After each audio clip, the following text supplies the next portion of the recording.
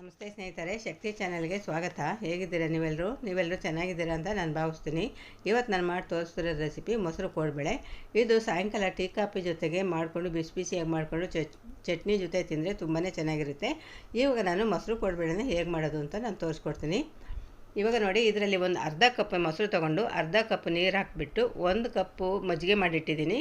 1 ಕಪ್ಪು ಅಕ್ಕಿ ಹಿಟ್ಟು, ಕೊತ್ತಂಬರಿ ಸೊಪ್ಪು, ಕರಿಬೇವಿನ ಸೊಪ್ಪು ಮತ್ತು ಹಸಿರು ಮೆಣಸಿನ್ಕಾಯಿ, ಜೀರಿಗೆ, ಉಪ್ಪು, ಇಂಗು ಇಷ್ಟನ್ನು ಹಾಕ್ಬಿಟ್ಟು ಇವಾಗ ಹೇಗೆ ಮಾಡೋದು ಅಂತ ತೋರಿಸ್ತೀನಿ. ಇವಾಗ ಒಂದು ಬೌಲ್ ತೊಗೊಂಡಿದ್ದೀನಿ. ಬೌಲ್ಗೆ ನಾನು ಮಜ್ಜಿಗೆ ಹಾಕ್ತೀನಿ. ಮಜ್ಜಿಗೆ ಹಾಕಿದ ಮೇಲೆ ಅದಕ್ಕೆ ಹಸಿರು ಮೆಣಸಿನ್ಕಾಯಿ, ಕೊತ್ತಂಬರಿ ಸೊಪ್ಪು, ಜೀರಿಗೆ, ಕರಿಬೇವಿನ ಸೊಪ್ಪು,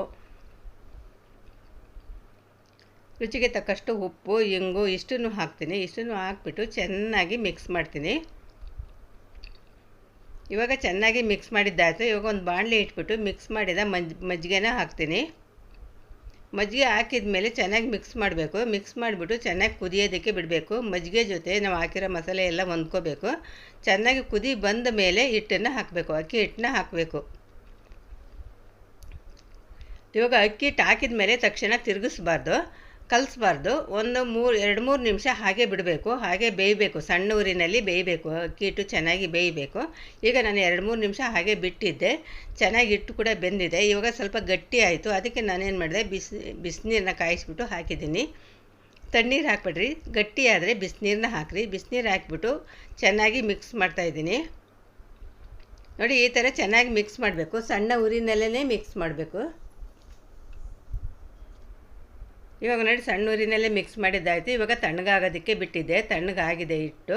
ಇವಾಗ ಚೆನ್ನಾಗಿ ನಾದ್ಕೋಬೇಕು. ಇವಾಗ ನೀವು ನೋಡ್ತಾ ಇರ್ಬೋದು, ಈ ಥರ ಚೆನ್ನಾಗಿ ನಾದ್ಕೋಬೇಕು. ನಾವು ಎಷ್ಟು ಚೆನ್ನಾಗಿ ನಾದ್ಕೊತೀವಿ ಕೋಡ್ಬೇಳೆ ಅಷ್ಟೇ ರುಚಿಯಾಗಿ ಇರುತ್ತೆ. ಇವಾಗ ನೋಡಿ, ನಾನು ಚೆನ್ನಾಗಿ ನಾದಿದ್ದಾಯಿತು. ಇವಾಗ ಯಾವಾಗಲೂ ನಾವು ಕೋಡ್ಬೇಳೆ ಮಾಡ್ತೀವಲ್ಲ, ಅಕ್ಕಿ ಹಿಟ್ಟಿನಲ್ಲಾಗಲಿ ಮೈದಾ ಹಿಟ್ಟಿನಲ್ಲಿ ಕೋಡ್ಬೇಳೆ ಮಾಡ್ತೀವಲ್ಲ, ಅದೇ ಥರ ಚೆನ್ನಾಗಿ ನಾದ್ಬಿಟ್ಟು ಕೋಡ್ಬೇಳೆ ಮಾಡಬೇಕು.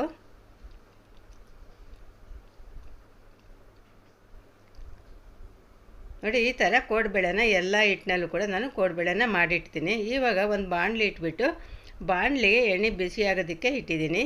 ಎಣ್ಣೆ ಬಿಸಿ ಆದಮೇಲೆ ಮೀಡಿಯಮ್ ಉರಿ ಇಟ್ಕೊಂಡು, ದೊಡ್ಡ ಉರಿ ಇಟ್ಕೊಬೇಡ್ರಿ, ಮೀಡಿಯಮ್ ಉರಿ ಇಟ್ಕೊಂಡು ಒಂದೊಂದೇ ಹಾಕಿಬಿಟ್ಟು ಕೆಂಪಾಗೋವರೆಗೂ ಕರೀರಿ. ಮೀಡಿಯಮ್ ಉರಿ ಇರಲಿ. ಇವಾಗ ತಿರುಗಿಸಿ ಹಾಕಬೇಕು. ಈ ಥರ ತಿರುಗಿಸಿ ಹಾಕಿದ ಮೇಲೆ ಚೆನ್ನಾಗಿ ಕೆಂಪಾಗಬೇಕು ಮತ್ತು ಕ್ರಿಸ್ಪಿ ಕೂಡ ಆಗಬೇಕು.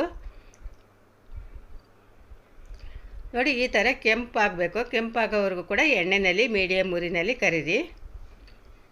ಇವಾಗ ನೋಡಿ, ಎಲ್ಲ ಕೋಡ್ಬೇಳೆನೂ ಕೂಡ ನಾನು ಈ ಥರ ಎಣ್ಣೆಯಲ್ಲಿ ಕರೆದಿಡ್ತೀನಿ. ಇವಾಗ ನೋಡಿ, ಕೋಡ್ಬೇಳೆ ರೆಡಿ ಆಯಿತು. ಮೊಸರು ಕೋಡ್ಬೇಳೆ ರೆಡಿ ಆಯಿತು. ನೋಡ್ತಾ ಇದ್ದೀರಲ್ವ, ಎಷ್ಟು ಸುಲಭವಾಗಿ ಎಷ್ಟು ಬೇಗ ಮಾಡ್ಬೋದು. ಇಲ್ಲ ಸಾಯಂಕಾಲ ತಿಂಡಿ ಇಲ್ಲ ಬೆಳಗ್ಗೆ ತಿಂಡಿಗಾದರೂ ಮಾಡ್ಕೋಬೋದು. ತುಂಬಾ ಚೆನ್ನಾಗಿರುತ್ತೆ. ಮಕ್ಕಳಿಗೆ ದೊಡ್ಡವರಿಗೆ ಎಲ್ಲರೂ ಕೂಡ ಇಷ್ಟ ಆಗುತ್ತೆ. ನಾನು ಇವಾಗ ಒಂದು ಕಟ್ ಮಾಡಿ ತೋರಿಸ್ತಾ ಇದ್ದೀನಿ ನೋಡಿರಿ. ಒಳಗಡೆ ಸಾಫ್ಟಾಗಿರುತ್ತೆ, ಮೇಲ್ಗಡೆ ಗರಿಗರಿ ಆಗುತ್ತೆ. ಚಟ್ನಿ ಜೊತೆ ತಿಂದ್ರಂತೂ ಅದ್ಭುತ, ತುಂಬಾ ಚೆನ್ನಾಗಿರುತ್ತೆ. ಈ ವಿಡಿಯೋ ನಿಮಗೆ ಇಷ್ಟ ಆದರೆ ಒಂದು ಲೈಕ್ ಕೊಡಿ, ಶೇರ್ ಮಾಡಿ. ಪ್ಲೀಸ್ ನನ್ನ ಚಾನಲ್ಗೆ ಸಬ್ಸ್ಕ್ರೈಬ್ ಮಾಡಿರಿ.